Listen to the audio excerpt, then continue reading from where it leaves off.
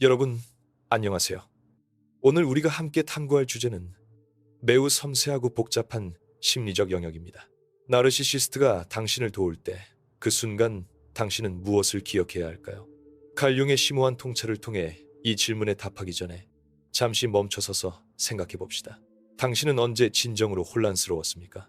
누군가가 당신을 도와주었는데 그 후에 이상한 감정이 남았던 경험이 있습니까?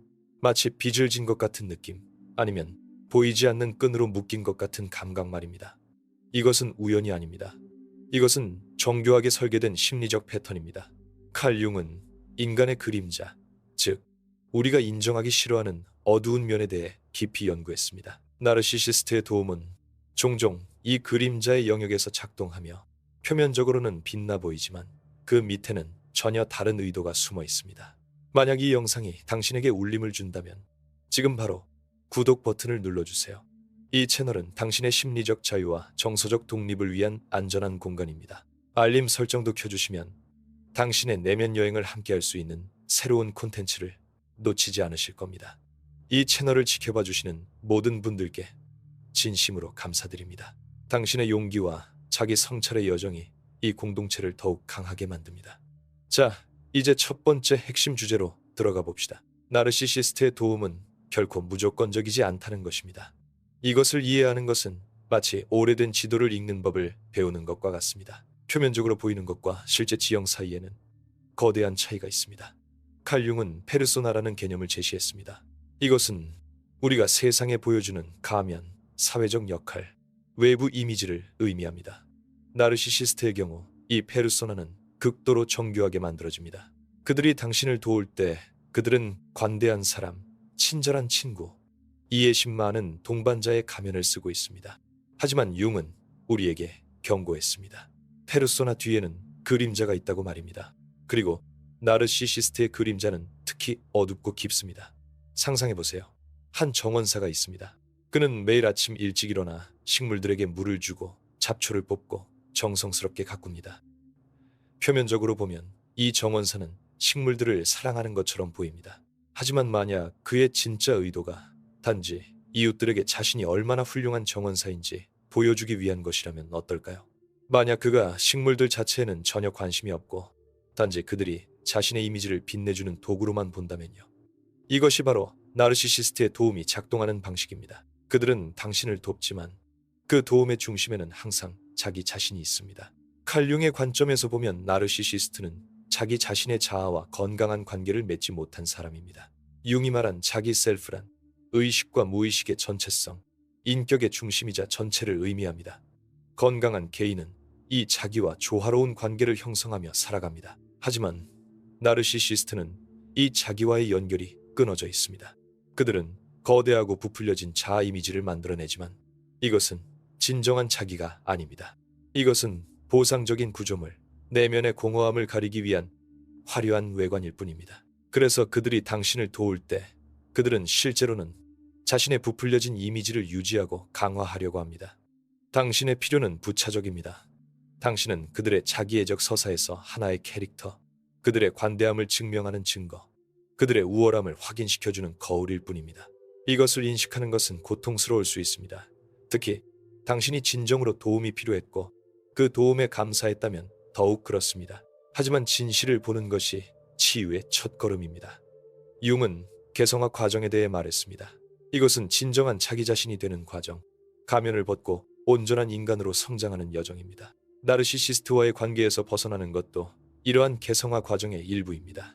당신은 타인의 서사에서 벗어나 자신만의 이야기를 써야 합니다.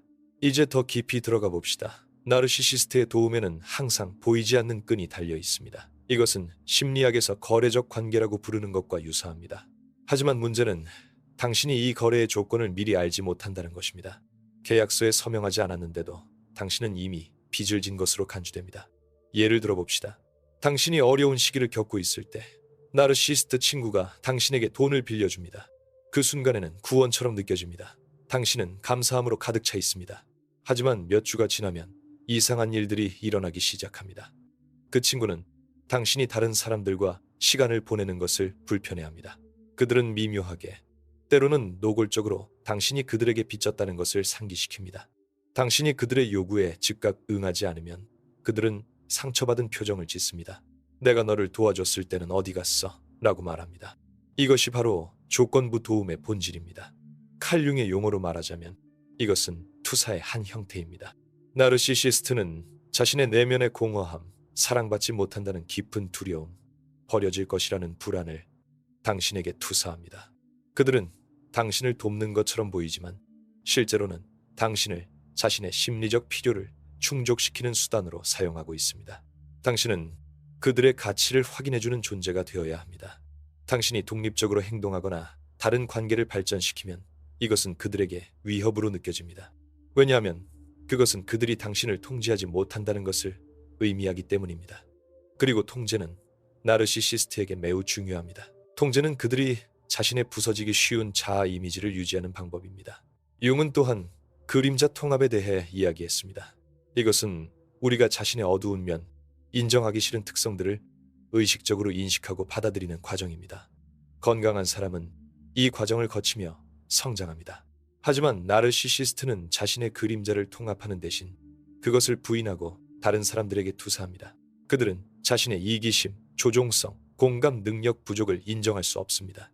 대신 그들은 이러한 특성들을 다른 사람들에게서 본다고 주장합니다. 당신이 나르시시스트에게 의존하게 되면 당신은 그들의 심리적 드라마에 깊이 얽히게 됩니다. 당신은 그들의 그림자를 짊어지게 됩니다. 당신이 불만을 표현하면 그들은 당신이 배은망덕하다고 말합니다. 당신이 경계를 설정하려고 하면 그들은 당신이 이기적이라고 비난합니다. 이것은 심리적 뒤집기, 가스라이팅의 한 형태입니다. 당신의 현실 인식이 왜곡되기 시작하고 당신은 자신을 의심하게 됩니다. 어쩌면 내가 정말 배은망덕한 걸까? 어쩌면 나는 너무 많은 것을 요구하는 걸까? 이러한 의심은 나르시시스트가 당신 안에 심은 씨앗입니다. 하지만 진실은 이것입니다. 진정한 도움, 건강한 도움은 조건이 없습니다. 그것은 자유롭게 주어지고 받는 사람에게 부담을 지우지 않습니다. 융이 말한 사랑의 본질, 진정한 관계의 본질은 상호 존중과 개별성의 인정입니다. 각 사람은 자신의 개성과 여정을 걸어가는 독립된 존재입니다.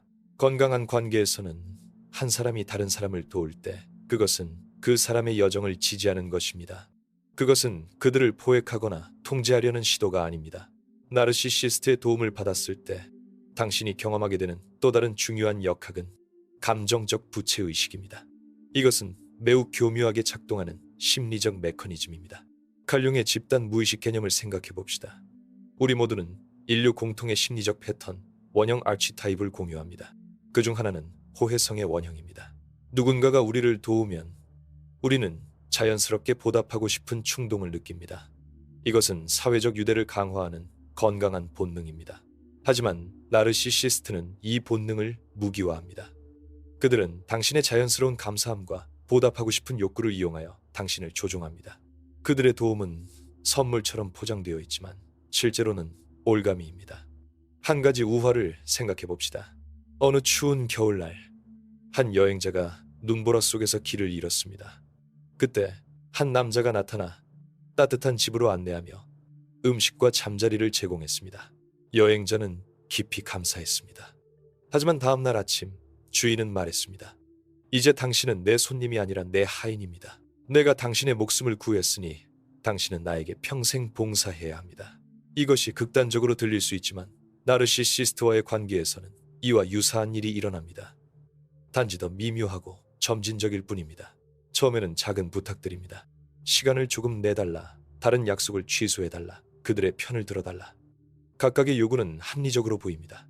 결국 그들이 당신을 도왔으니까요. 하지만 이러한 작은 양보들이 쌓이면서 당신은 점점 더 많은 자율성을 잃어갑니다. 당신의 선택, 관계, 심지어 생각까지도 그들의 승인을 필요로 하게 됩니다. 융은 개성화 과정에서 자율성의 중요성을 강조했습니다. 진정한 자기 자신이 되기 위해서는 우리는 외부의 기대와 요구로부터 자유로워져야 합니다. 우리는 우리 자신의 내면의 목소리, 융이 말한 자기 셀프의 목소리를 들어야 합니다. 하지만 나르시시스트와의 관계는 정반대의 방향으로 작동합니다. 그것은 당신을 외부 의존적으로 만들고 당신의 내면의 목소리를 억압합니다. 당신은 그들의 반응을 예측하고 그들의 기분을 관리하고 그들의 자아를 돌보는데 모든 에너지를 쏟게 됩니다. 이것은 융이 경고한 자기 상실의 상태입니다. 당신은 더 이상 자신의 인생의 주인공이 아니라 다른 사람의 드라마에서 조연이 됩니다.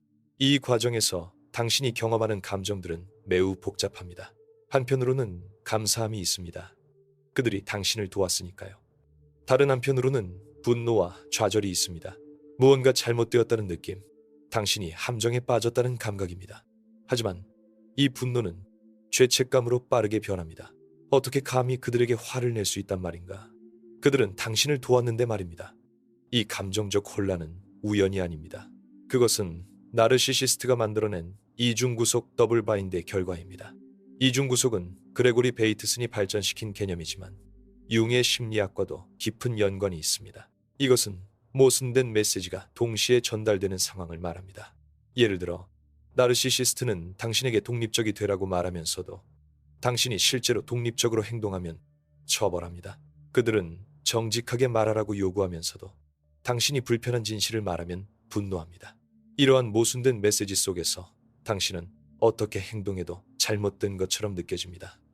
이것이 바로 심리적 마비의 상태입니다. 융의 관점에서 이것은 자아 이고와 자기 셀프 사이의 건강한 대화가 차단된 상태입니다. 자아는 의식적 인격, 우리가 깨어있는 동안 경험하는 자신을 말합니다. 자기는 더 깊은 중심, 의식과 무의식을 아우르는 전체성입니다. 건강한 심리에서는 자아가 자기의 안내를 받습니다. 우리는 꿈, 직관, 내면의 알아차림을 통해 자기의 목소리를 듣습니다. 하지만 나르시시스트와의 관계에서는 이 내면의 대화가 외부의 소음으로 덮여버립니다. 당신은 자신의 내면의 목소리를 듣기보다는 나르시시스트의 목소리에만 귀를 기울이게 됩니다. 그들의 평가, 그들의 승인, 그들의 판단이 당신의 현실을 정의합니다. 이것은 융이 말한 페르소나와의 과도한 동일시와 유사합니다. 당신은 진정한 자기 자신이 아니라 나르시시스트가 원하는 역할을 연기하게 됩니다. 이제 매우 중요한 질문을 해봅시다. 왜 우리는 이러한 관계에 머무르는 걸까요? 왜 나르시시스트의 도움을 거절하거나 그 관계에서 벗어나는 것이 그토록 어려울까요? 부분적으로는 우리 자신의 그림자와 관련이 있습니다. 융은 우리가 다른 사람들에게서 강하게 반응하는 것은 종종 우리 자신의 억압된 측면을 반영한다고 말했습니다. 나르시시스트에게 끌리는 사람들은 종종 자신의 필요를 표현하는 것에 어려움을 겪습니다. 그들은 다른 사람을 돌보는 것에 익숙하지만 자신을 돌보는 것에는 서툽니다. 이것은 어린 시절의 경험, 가족 역학, 문화적 조건하에서 비롯될 수 있습니다. 어쩌면 당신은 사랑을 얻기 위해서는 유용해야 한다고 배웠을지도 모릅니다. 어쩌면 당신의 가치는 다른 사람들을 행복하게 만드는 능력에 달려 있다고 믿게 되었을지도 모릅니다. 이러한 믿음은 당신의 개인적 무의식에 깊이 자리 잡고 있으며 나르시시스트는 이것을 본능적으로 감지합니다. 그들은 당신의 취약점, 당신이 인정받고 싶은 욕구, 당신이 사랑받을 만한 사람이라는 것을 증명하고 싶은 필요를 이용합니다. 융은 우리가 치유되기 위해서는 이러한 무의식적 패턴을 의식으로 가져와야 한다고 말했습니다. 우리는 우리 자신의 그림자를 직면해야 합니다. 자기 희생이 미덕이라는 믿음, 다른 사람의 필요가 항상 우리 자신의 필요보다 중요하다는 생각, 경계를 설정하는 것이 이기적이라는 두려움 같은 것들 말입니다.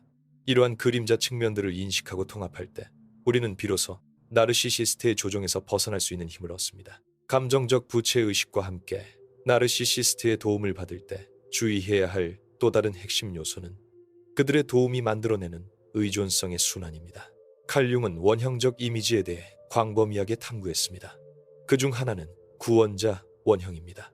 우리 모두는 어려운 시기에 누군가가 나타나 우리를 구해주기를 바라는 깊은 소망을 가지고 있습니다. 이것은 신화, 동화, 종교적 서사에서 반복적으로 나타나는 주제입니다. 영웅이 나타나 공주를 구하고 신이 인간을 구원하고 지혜로운 스승이 길 잃은 제자를 인도합니다. 이러한 이야기들은 우리의 집단 무의식에 깊이 새겨져 있으며 우리의 기대와 행동을 형성합니다. 나르시시스트는 이 구원자 원형을 교묘하게 활용합니다. 그들은 당신의 삶에 영웅으로 등장합니다. 그들은 당신이 혼자서는 해결할 수 없는 문제를 해결하고 당신이 도달할 수 없는 자원에 접근하게 해주고 당신의 어려움에 대한 답을 가지고 있는 것처럼 보입니다. 처음에는 이것이 놀랍고 감사한 일로 느껴집니다. 마침내 누군가가 당신을 이해하고 당신을 돌보고 당신의 편에 서 있습니다. 하지만 시간이 지나면서 미묘한 변화가 일어납니다. 당신은 스스로 문제를 해결하는 능력에 대한 자신감을 잃기 시작합니다. 당신은 중요한 결정을 내리기 전에 그들의 의견을 구하게 됩니다. 당신은 그들 없이는 어떻게 해야 할지 모르겠다고 느낍니다. 이것이 바로 학습된 무기력 learn helplessness입니다. 심리학자 마틴 셀리그만이 연구한 이 개념은 반복적으로 통제할 수 없는 상황에 노출된 사람들이 결국 시도하는 것 자체를 포기하게 된다는 것을 보여줍니다. 나르시시스트와의 관계에서 당신은 점차 자신의 능력을 의심하도록 조건화됩니다. 그들은 당신의 판단을 미묘하게 무시하고 당신의 아이디어를 수정하고 당신이 그들의 조언 없이 한 선택이 잘못되었음을 지적합니다. 때로는 직접적으로, 때로는 농담처럼 포장해서 말입니다. 좋은 것은 내가 거기 있었다는 거지. 그렇지 않으면 어떻게 됐을지 상상도 안 돼 같은 말들입니다. 융의 관점에서 보면 이것은 개성화 과정의 정반대입니다. 개성화는 점점 더 자기 자신이 되어가는 과정. 외부 권위에 대한 의존에서 벗어나 내면의 권위를 확립하는 과정입니다. 융은 진정한 성숙은 우리가 외부의 부모 형상, 권위자, 구원자에 대한 투사를 철회하고 우리 자신의 내면에서 그러한 자질들을 발견할 때 일어난다고 말했습니다. 우리는 우리 자신의 현명한 노인이나 현명한 노파, 우리 자신의 내면의 안내자를 발견해야 합니다. 하지만 나르시시스트는 이 과정을 방해합니다. 그들은 당신이 외부 의존적으로 남아있기를 원합니다. 왜냐하면 당신의 의존이 그들의 중요성을 확인해주기 때문입니다. 당신이 그들을 필요로 한다면 그들은 가치 있다고 느낍니다. 당신이 그들 없이도 잘 해낼 수 있다면 그것은 그들의 자아에 위협이 됩니다. 따라서 그들은 의식적으로든 무의식적으로든 당신이 계속 도움을 필요로 하는 상황을 만들어냅니다. 이것은 매우 교묘할 수 있습니다. 예를 들어 그들은 당신에게 문제를 해결하는 방법을 가르치기보다는 직접 해결해 줍니다. 그들은 당신이 배우고 성장할 기회를 주기보다는 당신을 그들에게 의존하게 만드는 빠른 해결책을 제공합니다. 그들은 당신의 능력을 키워주기보다는 당신이 그들의 도움 없이는 부족하다고 느끼게 만듭니다. 이제 이 주제에 대해 여러분의 생각을 듣고 싶습니다. 댓글에 여러분의 경험을 공유해 주세요. 누군가의 도움이 나중에 올가미처럼 느껴진 적이 있습니까? 어떻게 그 상황을 알아차렸고 어떻게 대처했습니까? 여러분의 이야기는 다른 사람들에게 큰 도움이 될 수 있습니다. 우리는 함께 배우고 성장하는 공동체입니다. 그리고 만약 아직 구독하지 않으셨다면 지금 바로 구독 버튼을 눌러주세요. 이 채널은 심리적 자유와 자기 발견의 여정을 함께하는 공간입니다. 다시 우리의 주제로 돌아가 봅시다. 의존성의 순환은 또 다른 위험한 역학과 연결되어 있습니다. 바로 고립입니다. 나르시시스트는 종종 당신을 다른 지지 시스템으로부터 미묘하게 분리시킵니다. 이것은 갑자기 일어나지 않습니다. 그것은 점진적인 과정입니다. 처음에는 그들이 당신과 더 많은 시간을 보내고 싶어 하는 것처럼 보입니다. 이것은 관심과 애정의 표시로 느껴질 수 있습니다. 하지만 천천히 당신의 다른 관계들이 침식되기 시작합니다. 나르시시스트는 당신의 친구들에 대해 미묘한 비판을 합니다. 그들은 정말 너를 이해하지 못하는 것 같아. 또는 그 사람은 너에게 좋은 영향을 주지 않는 것 같아 같은 말을 합니다. 그들은 가족 모임에 함께 가는 것을 불편해하거나 당신이 다른 사람들과 계획을 세우면 상처받은 표정을 짓습니다. 이러한 반응들은 당신에게 죄책감을 느끼게 합니다. 당신은 점차 다른 사람들과의 약속을 줄이고 나르시시스트와 더 많은 시간을 보내게 됩니다. 융은 관계의 건강함은 각 개인이 자신의 개성을 유지하면서도 연결될 수 있을 때 나타난다고 말했습니다. 이것을 그는 합일과 분리의 균형이라고 불렀습니다. 건강한 관계에서는 두 사람이 함께 있을 때 더 완전해지지만 각자는 여전히 독립된 전체로 남아 있습니다. 하지만 나르시시스트와의 관계는 이러한 균형을 무너뜨립니다. 그것은 융합을 요구합니다.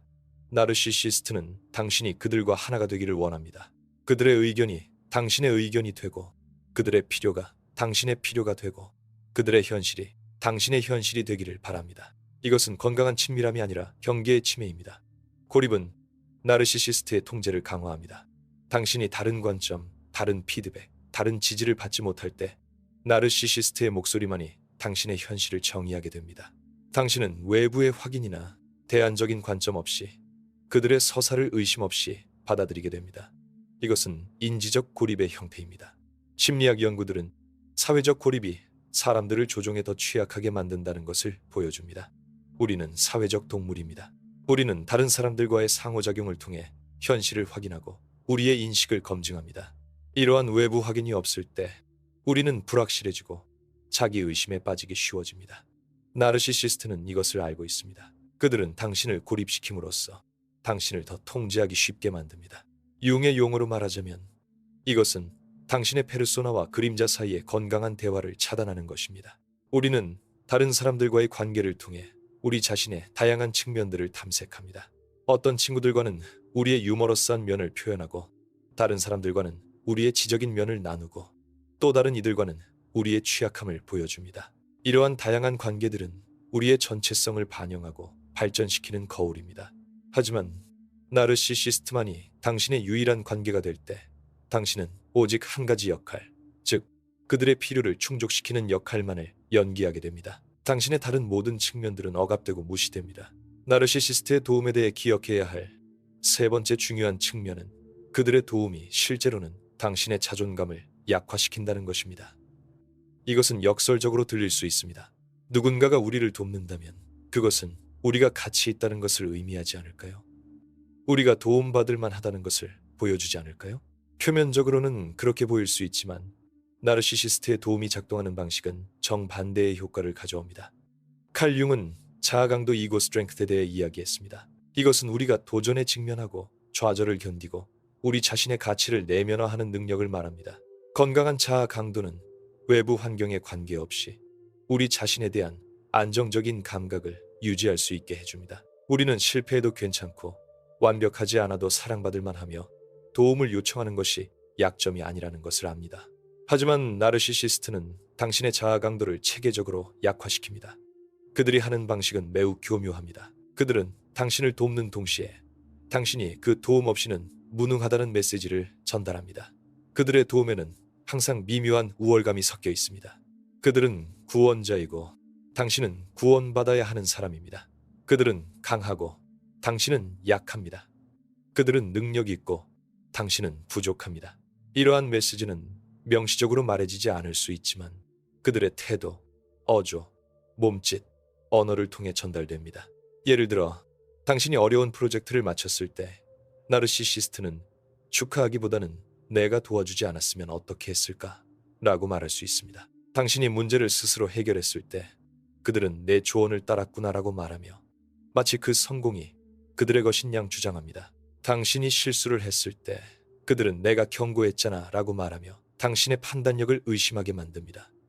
이 모든 것이 당신의 내면에 독성 있는 내러티브를 심습니다. 나는 혼자서는 할 수 없어. 나는 그들이 필요해. 나는 충분하지 않아. 이러한 믿음은 당신의 자존감의 기반을 침식합니다. 융의 심리학에서 자존감은 자기 셀프와의 연결에서 나옵니다. 진정한 자존감은 외부의 성취나 타인의 승인이 아니라 우리 자신의 본질적 가치에 대한 깊은 인식에서 비롯됩니다.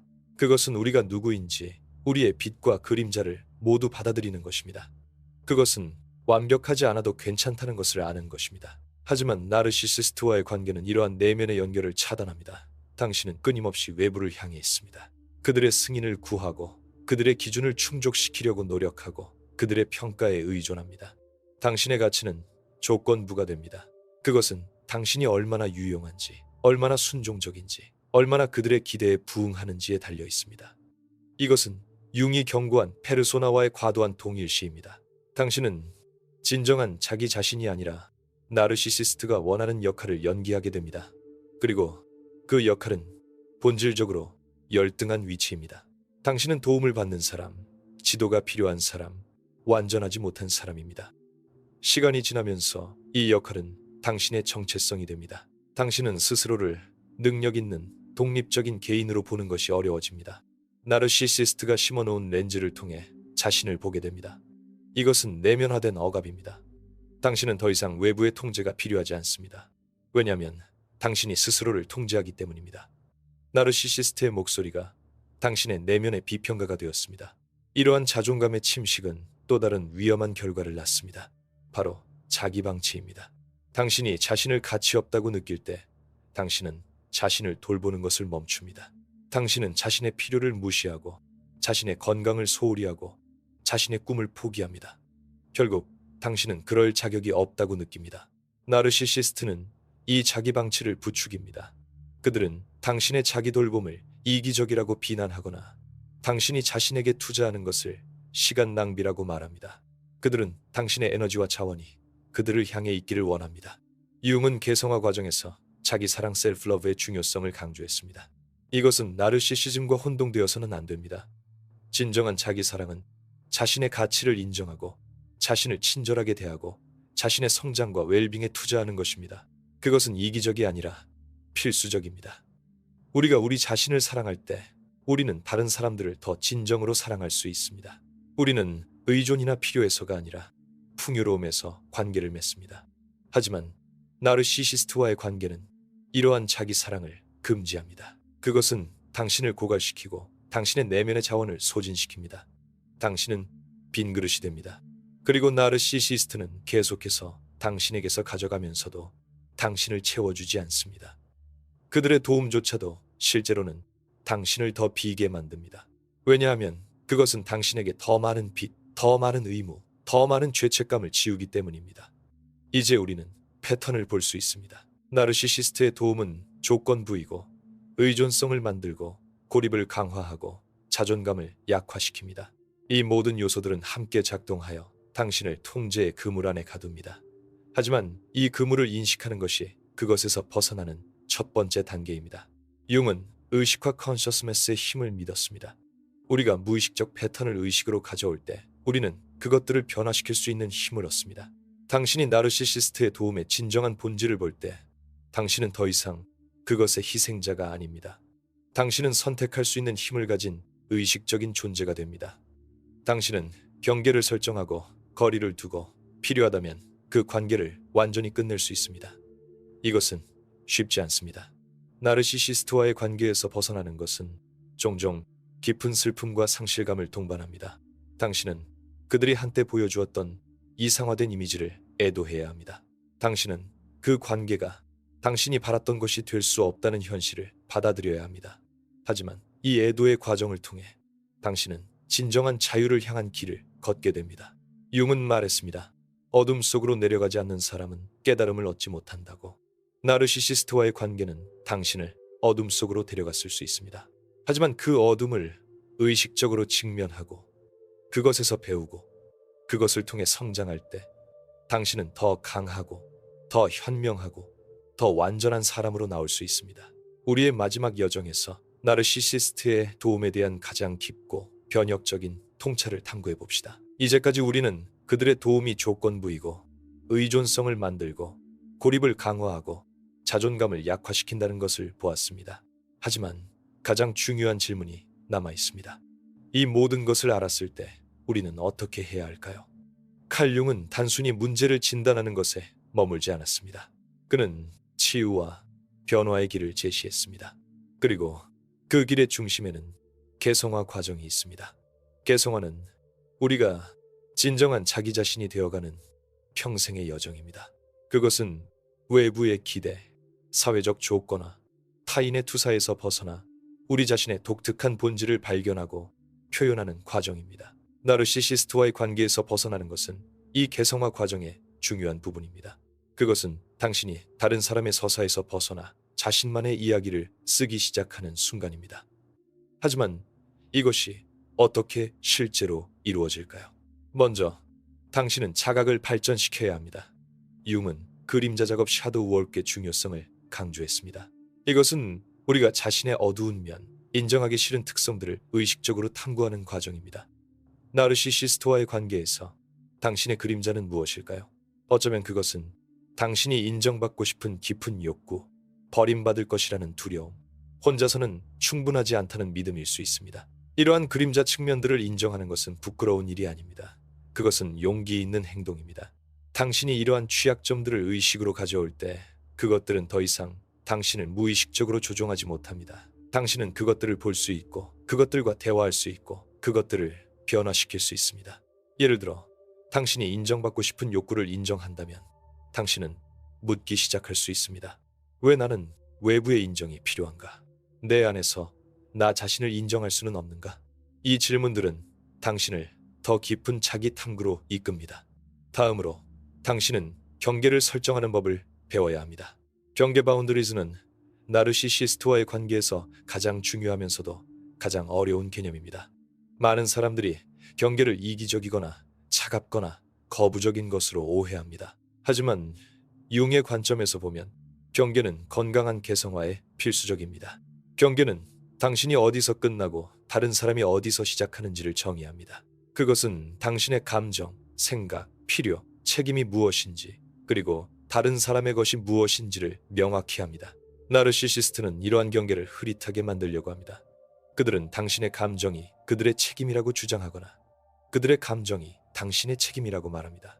그들은 당신의 생각과 그들의 생각을 구별하지 못하게 만들고 당신의 필요와 그들의 필요를 혼동시킵니다. 건강한 경계를 설정한다는 것은 이러한 혼란을 거부하는 것입니다. 그것은 나는 당신을 도와주고 싶지만 나 자신을 희생하면서까지는 아니다. 또는 나는 당신의 감정을 존중하지만 그것이 내 책임은 아니다. 또는 나는 당신의 의견을 듣겠지만 내 결정은 내가 내린다 라고 말하는 것입니다. 이러한 경계는 처음에는 불편하게 느껴질 수 있습니다. 특히 당신이 평생 다른 사람을 기쁘게 하는 것에 익숙했다면 더욱 그렇습니다. 나르시시스트는 당신의 경계를 시험하고 무시하고 침해하려고 할 것입니다. 그들은 상처받았다고 주장하고 당신이 변했다고 비난하고 당신에게 죄책감을 느끼게 하려고 할 것입니다. 하지만 당신이 경계를 유지할 때 놀라운 일이 일어납니다. 당신은 힘을 되찾기 시작합니다. 당신은 자신의 삶에 대한 통제를 회복합니다. 당신은 당신이 누구인지, 무엇을 가치 있게 여기는지, 어떻게 대우받고 싶은지를 재발견합니다. 융은 이것을 자아의 강화라고 불렀습니다. 당신의 자아는 외부의 압력에 무너지지 않고 내면의 진실을 지킬 수 있을 만큼 강해집니다. 세 번째로, 당신은 다른 관계들을 재건해야 합니다. 나르시시스트가 당신을 고립시켰다면 치유는 연결을 회복하는 것을 포함합니다. 하지만 이것은 단순히 예전 관계로 돌아가는 것이 아닙니다. 그것은 새로운, 더 건강한 방식으로 연결하는 것입니다. 융은 관계가 개성화를 위한 거울이라고 말했습니다. 우리는 다른 사람들과의 상호작용을 통해 우리 자신을 발견합니다. 건강한 관계는 우리가 진정한 자기 자신이 되는 것을 지지합니다. 그것은 우리의 성장을 축하하고 우리의 독립성을 존중하고 우리의 취약함을 안전하게 받아들입니다. 나르시시스트와의 관계를 떠난 후 당신은 새로운 관계를 맺을 때 더 분별력이 있어질 것입니다. 당신은 건강한 상호성이 어떤 것인지 알게 됩니다.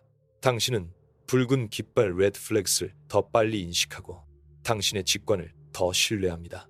당신은 관계가 양방향이어야 한다는 것을 압니다. 주고받음, 듣고 들림, 지지하고 지지받음이 균형을 이루어야 합니다. 또한 당신은 혼자 있는 것을 두려워하지 않게 됩니다. 융은 고독 소리투드의 가치를 강조했습니다. 진정한 개성화는 우리가 우리 자신과 편안해질 때 일어납니다. 우리는 외부의 소음에서 벗어나 내면의 목소리를 들을 수 있어야 합니다. 나르시시스트와의 관계는 이러한 고독을 두렵게 만들었을 수 있습니다. 혼자 있으면 당신은 그들의 비난을 떠올렸고 자신이 충분하지 않다고 느꼈습니다. 하지만 치유의 과정에서 고독은 위협이 아니라 선물이 됩니다. 그것은 당신이 자신을 재발견하고 자신과 다시 친구가 되고 자신의 내면의 지혜를 접근할 수 있는 공간입니다. 네 번째로, 당신은 자기 연민 셀프 컴패션을 실천해야 합니다. 이것은 융의 심리학에서 중심적인 개념은 아니지만 그의 작업과 깊이 공명합니다. 자기 연민은 당신이 실수하거나 고통받을 때 자신을 가혹하게 판단하기보다는 친절하게 대하는 것입니다. 나르시스트와의 관계에서 벗어난 후 많은 사람들이 자신을 비난합니다. 왜 나는 그것을 더 빨리 보지 못했을까? 왜 나는 그렇게 오래 머물렀을까? 내가 더 강했어야 했는데. 이러한 자기 비난은 이해할 수 있지만 도움이 되지 않습니다. 그것은 단지 나르시시스트의 내면화된 비판을 지속시킬 뿐입니다. 자기 연민은 다른 접근을 제안합니다. 그것은 당신이 했던 최선을 다했다는 것을 인정합니다. 당신이 가진 정보와 자원으로 당신이 있었던 상황에서 당신은 할 수 있는 한 최선을 다했습니다. 당신이 더 오래 머물렀다면 그것은 당신이 약해서가 아니라 희망적이었고 사랑했고 믿었기 때문입니다.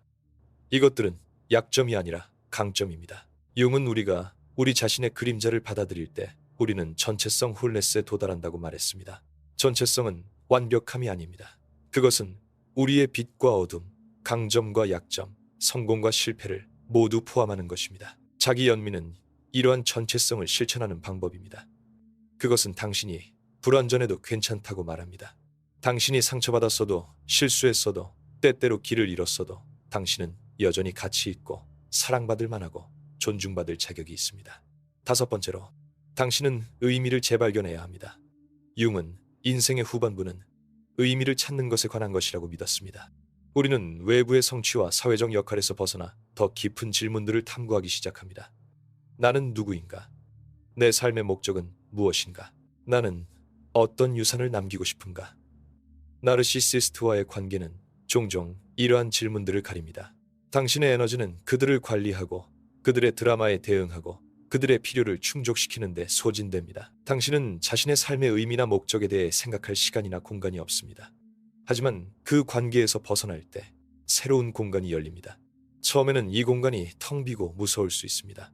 당신은 무엇을 해야 할지, 누구여야 할지 모를 수 있습니다. 하지만 점차 이 공간은 가능성으로 가득 차기 시작합니다. 당신은 오랫동안 포기했던 관심사를 재발견합니다. 당신은 새로운 열정을 탐구하고 새로운 기술을 배우고 새로운 방향을 시도합니다. 당신은 당신이 정말로 원하는 것이 무엇인지, 당신에게 의미 있는 것이 무엇인지 묻기 시작합니다. 융은 이것을 소명 보케이션이라고 불렀습니다. 그것은 단순히 직업이 아니라 당신을 부르는 것, 당신의 독특한 재능과 열정이 세상의 필요와 만나는 지점입니다. 나르시시스트로부터 자유로워질 때 당신은 이 소명을 들을 수 있게 됩니다. 여섯 번째로, 당신은 용서를 고려해야 합니다. 하지만 이것은 조심스럽게 접근해야 할 주제입니다. 용서는 종종 오해됩니다. 많은 사람들은 용서가 그들이 당신에게 한 일이 괜찮았다고 말하는 것이라고 생각합니다. 또는 그것이 당신이 그 관계로 돌아가야 한다는 것을 의미한다고 생각합니다.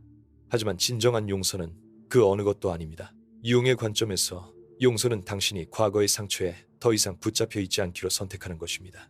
그것은 나르시시스트를 위한 것이 아니라 당신 자신을 위한 것입니다.